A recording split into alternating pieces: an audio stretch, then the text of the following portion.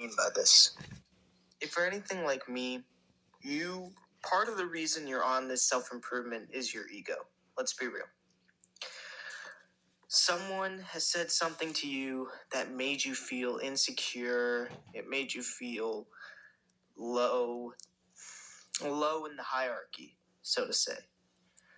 But what you need to understand is that, and I'm sure you understand this too, because you've probably done this to some people as well, is that the people who try to make you feel lower in the hierarchy and whatnot, and the people who try to put you down, as cliche as it sounds, they, trust me when I say this, they are insecure too. And you probably are aware of this yourself. You know that the people who are doing this are low quality. They're not the cool kids. You know the cool kids don't really give a damn about you. They might tease you a little bit, whatever, but they're not straight up going in for you. They're not bullying you like that. That's not normal. Now, the thing is, you really, really want to prove this person wrong, don't you? You really want them to just go and finally respect you and finally treat you, higher. But the thing is, where you are in the social hierarchy has nothing to do with how they're treating you. They're treating you this way because they are insecure themselves. They already feel low about themselves. They feel like they themselves are low in the hierarchy, and you won't be able to dominate someone and make someone else feel down in the hierarchy when they already themselves feel down in the hierarchy. It's not going to matter. They will cling on to whatever they have to keep feeling egotistical because, again, this egotism from these people and from yourself. Now, what do I mean by this? If you're anything like me, part of the reason you're on this self-improvement is your ego. Let's be real. Someone has said something to you that made you feel insecure. It made you feel low in the hierarchy, so to say. But what you need to understand is that, and I'm sure you understand this too, because you've probably done this to some people as well, is that the people who try to make you feel lower in the hierarchy and whatnot, and the people who try to put you down, as cliche as it sounds, they, trust me when I say this, they are insecure too. And you probably are aware of this yourself. You know that the people who are doing this are low quality. They're not the cool kids. You know the cool kids don't really give a damn about you. They might tease you a little bit, whatever, but they're not straight up going in for you. They're not bullying you like that. That's not normal.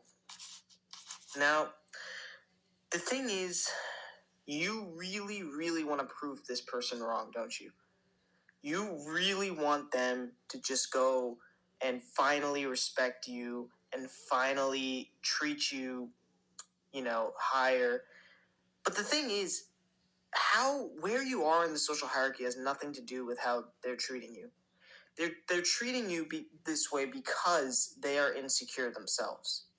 They already feel low about themselves. They feel like they themselves are low in the hierarchy, and you won't be able to dominate someone and make someone else feel down in the hierarchy when they already themselves feel down in the hierarchy. It's not going to matter. They will cling on to whatever they have to keep feeling egotistical because, again, this egotism from these people and from yourself is not coming from a place of security. It's not coming from an actual secure place in the hierarchy. What it's coming for is the opposite. They're insecure about their place in the hierarchy. They already know that they're low down in the hierarchy. You can't just convince them of something you already know. The truth is, you need to just let the results speak for themselves. One of the things in Stoicism is, first of all, Stoicism, the core belief is that you can't, if there's something you can't control, then you let it be. You don't try to control the things, you never put any thoughts on things that you can't control. You only care about the things you can control. And part of this in Stoicism has to do with other people. The Stoics believe you can't exactly change people's perceptions of you. You just have to let them have it and not spend time thinking or speaking to change their perception of you. The only thing you can do is let the results speak for themselves. The only thing you can do is strive to do things and then see maybe they change their opinion, maybe they don't. But that's not the end goal. The end goal is to just get better, and you will get better when it's not coming from ego. Now, if this is true that you can't speak and force someone to change their view, then why do debates exist? Political debates and whatnot. Now, political debates exist not to change the opinion of the opponent, but to change the opinions of the people watching. They're meant to shape the opinions of those watching. Very rarely in a debate will you have people come out of it with a different opinion. That's not typically how it works. Or maybe in a debate, perhaps, but not an argument. Not the kind of argument you would have with this kind of person. Ego comes from insecurity, and it is never satiated. It's a great motivator in the short term, but it's kind of like instant gratification versus delayed gratification. It's a good motivator, I guess, but it feels good right now, satiating it, but it will never actually fully be satiated, and therefore all your efforts will mean absolutely nothing. This is how people become sex addicts. This is how people become, this is why a lot of the times wealth doesn't actually make a person happier. In fact, a lot of rich people are actually more depressed than they are. Now, this doesn't mean not to strive for greatness and not to strive for wealth and security and, for intimacy and even to sleep with many women. That's not what I'm saying at all, is that you should do those things. But now, this doesn't mean not to strive for greatness and not to strive for wealth and security and, for intimacy and even to sleep with many women. That's not what I'm saying at all, is that you should just not want to do those things. But there's a fine line between ego motivating you to do it and you actually just doing it because of the merits of the pursuit. You see,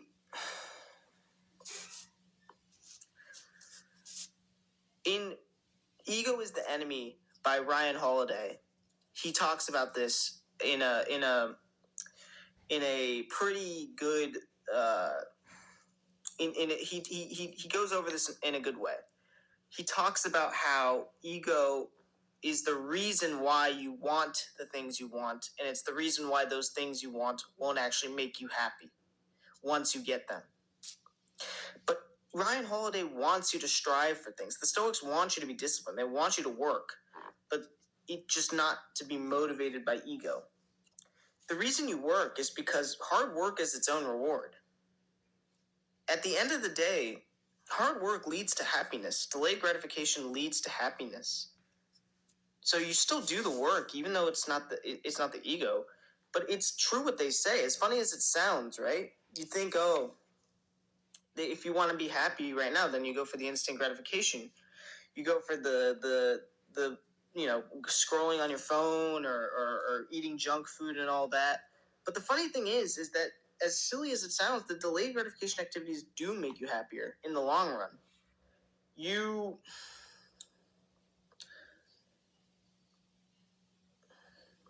do the hard work now for it to feel better in the future, and that is true. This is one thing I really wish a lot of red pillars said more to the black pillars when they talk about their things. Now, some black pillars do agree with that concept, and they do think, you should still strive for things, even if it won't get you girls and stuff like that. But a lot of black pillars, they relate everything to girls. If it's not about getting girls, then why do it? Boys, hard work is its own reward. Okay, this has been proven. Self-improvement is about getting happy, becoming more fulfilled. Getting a lot of money is a side effect of the pursuit of a business.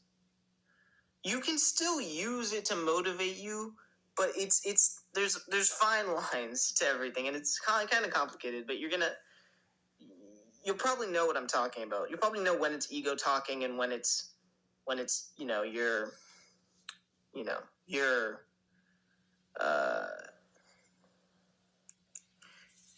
your drive and talking. It's scary to let go of ego because it makes you feel weak and vulnerable, but this is the way of delayed gratification.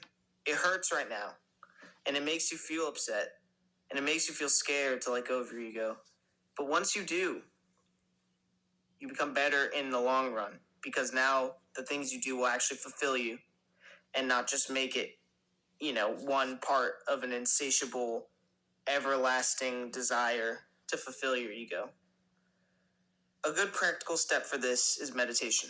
Whenever you find yourself ruminating about, that person, or proving him wrong, and showing everybody how great you are, just refocus on the present.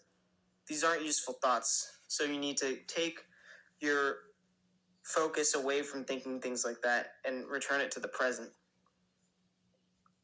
If you live like this and you run the race under these principles, then that guy who you hate, who called you those things, who's insecure himself, guess what? He's going to lose either way.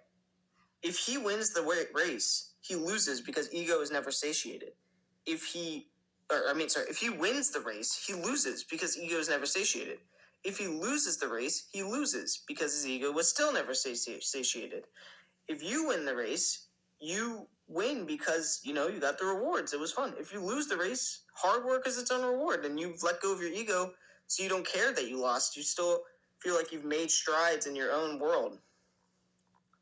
Now, that doesn't necessarily mean, you have to be one of those people say, I only compete with myself. That you can still compete, but you can't let it destroy all your self-perception of yourself if you lose. That's not a healthy way to do it. That's insecurity. That's ego.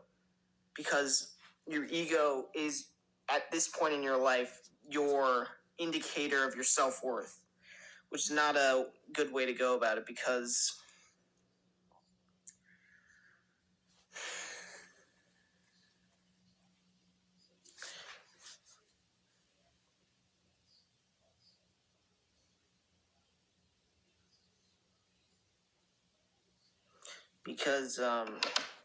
ego stems from insecurity.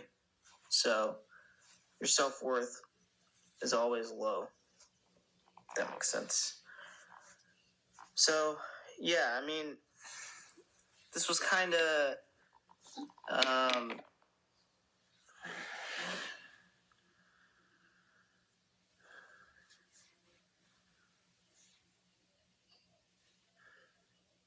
all over the place and whatnot, but this was my first video, so I don't know. Hopefully you found it kind of useful. If you're anything like me, you've been in this situation. A lot of people on self-improvement are motivated by ego and insecurity, so I'm just trying to let you drop that. That's not going to help you in the long run. It's delayed gratification to drop ego and realize that won't help you. And to realize that doesn't mean you should just stop racing. That doesn't mean, oh, my one motivator is gone, now I'm just going to stop. You still run the race to acquire great things. And you will, by the way, you will get respect from other people, but you can't, force them. You must just let the results speak for themselves. So remember, you can't want to do this for the results, for the ego. You need to want to do this to want to do this, and then just let the results be a side effect. Let the results just be a thing that happens. An expected consequence,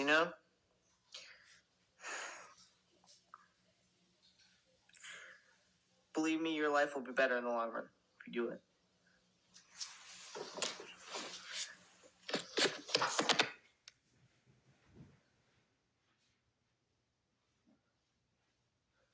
I'm the toe, man.